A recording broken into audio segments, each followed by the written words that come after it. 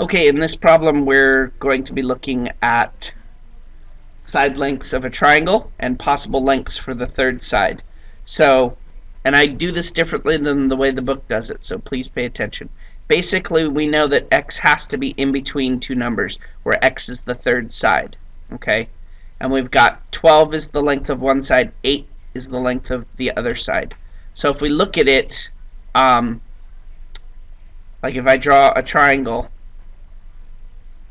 where this is 12 and this is 8, we want to know what x is. How big it can be, how small it could be. Well, if this goes all the way down and this goes all the way down, eventually it gets to the point where the longest length it would be these two just lying flat and making a straight line. If it makes a straight line, we can't make a triangle out of it. But if these start to go up a little bit, then it makes a triangle. So therefore, if I add these two together, 12 plus 8, that gives me the upper limit. It can't be 20, but it has to be less than 20.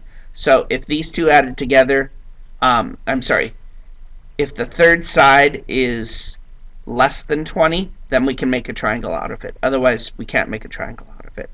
Similarly, if I take 12 like this, and I take 8 like this, I can bring this towards this, and it will make a triangle up to the point where these two are lying on top of each other, and we just have one line on top of the other. At that point, the distance from here to here, if that 12 came all the way down, we would have the third side would look like 4, but it would really just be two lines on top of each other. So in order to find the shorter side, we do 12 minus 4.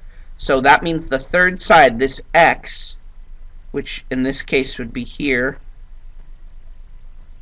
and in this case would be here, x has to be greater than or equal to 8, and it has to be less than or equal to 20.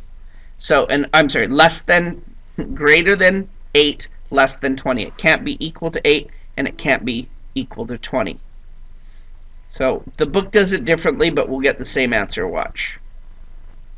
So we've got 12 and 8 here, so that means that it has to be greater than 4. And for large values of x, we know that this x, as these move down, has to be less than 20. Okay? So therefore, we would say, again, greater than 4, less than 20. Another way of writing that would be x is less than 20 and greater than 4. Make sure when you do this that it's less than this way and less than there. So again, going back to what I did, whoops, it would be good if I wrote this down correctly. That was incorrect. So this would be 12 minus 8 gives me the 4 there. Sorry about that. I knew there was a problem, that's why I went back to it. So it's 12 minus 8 and 12 plus 8. That gives me the 4. It has to be greater than 4, less than 20. Okay? Here's another one that's just like it. We know the two sides are 11 and 15. So again, we say x has to be less than 15 plus 11, and it has to be greater than 15 minus 11. Therefore, x has to be less than 26, and it has to be greater than 4. Okay? There you go. That's it. Thanks.